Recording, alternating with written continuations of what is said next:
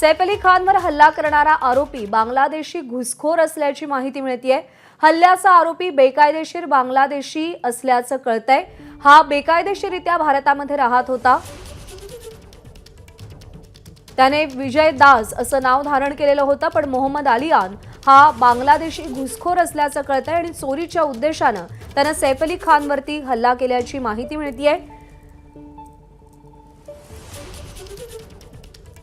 याआधी मिळालेल्या माहितीनुसार तो पश्चिम बंगालचा रहिवासी होता असं कळत होतं, पण आता ज्या माहिती हाती लागलेली आहे त्यानुसार तो बांगलादेशी घुसखोर असल्याचं कळतंय। बेकायदेशीररित्या तो भारतामध्ये वास्तव्य करत होता।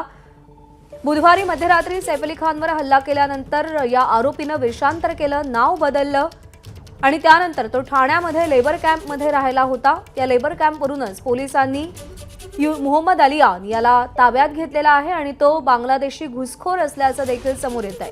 सध्या राज्यभरातल्या वेगवेगळ्या भागातून अवैधरित्या बांगलादेशी जे नागरिक अवैधरित्या राहत होते त्यांना ताब्यात घेतलं जातंय आणि सैफवर हल्ला करणारा आरोपी देखील बांगलादेशी घुसखोर असल्याचं कळतंय।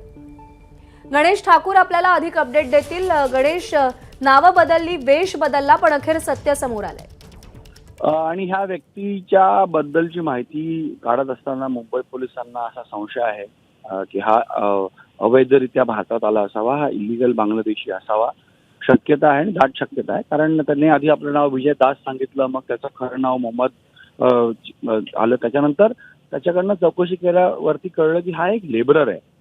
हा भारतातल्या एक मोठ्या कंपनीच्या लेबर कॅम्पमध्ये होता, तिथं तो लेबरर म्हणून काम करायचा आणि म्हणून अनेक प्रश्नचिन्ह उपस्थित होत आहेत। जर अशा मोठ्या कंपनीमध्ये हा व्यक्ती काम करतो, त्याची अपॉइंटमेंट होते, कॉन्ट्रॅक्च्युअल अपॉइंटमेंट जरी असली, पण इतक्या मोठ्या कंपनी सोबत ह्याचं नाव जोडलं जातं आणि हा रात्रीच्या वेळेला अशी चोरी करतो किंवा अशा प्रकारे सैफ अली खानवर हल्ला करून पुन्हा आपल्या लेबर कॅम्पमध्ये जातो। मुंबई पोलिसांना संशय होताच की हा मुंबई परिसरामध्येच आहे, कारण याची मुवमेंट अशी होती, 8 वाजता हा बँड्राला गेला, त्यानंतर दादरला दिसतो, दादरवरून हा सेंट्रल लाईनच्या दिशेला जाताना दिसतोय। यामुळे मुंबई पोलिसांनी सेंट्रल भागामध्ये याच्याबद्दलची माहिती घेण्याचा प्रयत्न केला आणि त्याचं शेवटचं लोकेशन ठाण्यात आलं। पहिले दिवस तर असं वाटलं होतं की या व्यक्तीकडे फोनच नाही, कारण ह्याचं काही सर्व्हिलन्स डम डाटा ह्याच्या मोबाईल नंबरचा मिळत नव्हता, मोबाईल नंबरच मिळत नव्हता। पण 2 CCTV फुटेज दुसऱ्या दिवसानंतर किंवा तिसऱ्या दिवशी मुंबई पोलिसांना दुसऱ्या रात्रीच त्यांना मिळाले, ज्यामध्ये एक फुटेज आहे ज्यामध्ये हा फोनवर बोलताना दिसतोय। सैफ अली खानवर हल्ला केल्यानंतर हा थोडा पुढे जातो आणि मग एका पॉईंटवरती हा फोनवर कोणाशी तरी बोलताना दिसतोय। रात्रीच्या वेळेचा त्या टॉवरचा डम डाटा काढला आणि रात्री लोक खूप कमी कॉल करतात, कारण झोपले असतात लोक मोठ्या प्रमाणात, आणि तो कॉल शोधला। त्यानंतर याने फोन बंद केला। परत त्याने दुसऱ्या दिवशी दादर रेल्वे स्टेशनला पोहोचल्यानंतर तिथून निघाल्यानंतर एक कॉल केला होता, तोही फोन त्याने परत बंद केला। म्हणून नंबर मिळाला आणि त्या नंबरची हिस्ट्री, त्याचा कॉल डेटा काढल्यानंतर काही मोबाईल फोन नंबर मिळाले ज्यांच्याशी हा बोलायचा। त्यातले हे लोक त्या लेबर कॅम्पमध्ये काम करणारे होते, त्या साईटवर काम करणारे होते। ती साईट या लोकांनी सांगितली की आम्ही इथं काम करतो आणि हा व्यक्ती देखील इथं आमच्यासोबत काम करतो।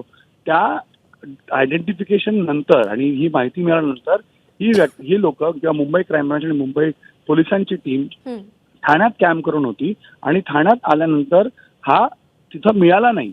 पण काल रात्री हा तिथं आला आणि ह्याने कपडे बदलले होते, ह्याने हेअरकट केलं होतं, ह्याने पूर्णतः दाढी केली होती, दाढी करून तो तिथे आला होता। म्हणजे पोलिसांना चकवा देण्यासाठी हा सगळा प्रयत्न होता आणि ह्याने फोन करून आपल्या मित्रांना विचारलंही होतं की तिथं पोलीस वगैरे कोण आले आहेत का, म्हणून या त्याच्या सोबत काम करणाऱ्या लोकांनाही संशय आला।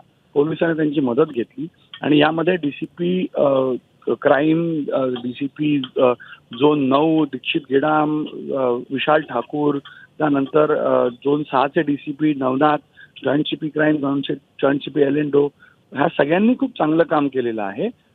दत्ता नलावडे DCP आहेत, त्यांनी चांगलं काम केलेलं आहे, कारण राऊंड द क्लॉक टीम चालत होत्या। इन्फॉर्मरचं नेटवर्क सुरू केलं होतं आणि थोडीशी दिशाभूल झाली होती, कारण इन्फॉर्मरच्या नेटवर्कनं काही वेगळी माहिती दिली, त्यामुळे ह्याला उशीर झाला पकडण्यामध्ये। ट्रॅक होता पण ट्रॅक मिळत नव्हता आणि हा व्यक्ती इथं मिळाला। आश्चर्याची बाब ही आहे की हा व्यक्ती ज्या कंपनीसोबत काम करतो ती खूप मोठी कंपनी आहे आणि अशी व्यक्ती जर तिथं काम करत असेल तर निश्चितपणे आपल्या सिस्टममध्ये कुठे ना कुठेतरी लूपहोल्स आहेत. खरंय. त्याच्यावर काम करावं लागेल. कारण ज्या कंपनीचं नाव आपण घेऊ शकत नाही तिथं जर हा काम करत असेल तर चुका तिथेही झालेल्या आहेत. हा असा व्यक्ती तिथं काम करणार असेल आणि हा इलिगल बांगलादेशी समजा निघाला तर हे खूप मोठं प्रकरण होईल. कारण नाही, आतापासूनच निश्चित गणेश, आपण जर विचार केला तर सुरक्षेच्या दृष्टीनं प्रत्येक टप्प्यावरती आता सगळ्या यंत्रणेचा फेरविचार करण्याची गरज आहे का, हा सवाल या निमित्तानं उपस्थित होतोय. आभार आपले, आपण सविस्तर माहिती दिली त्याबद्दल. एबीपी माझा, उघडा डोळे बघा नीट.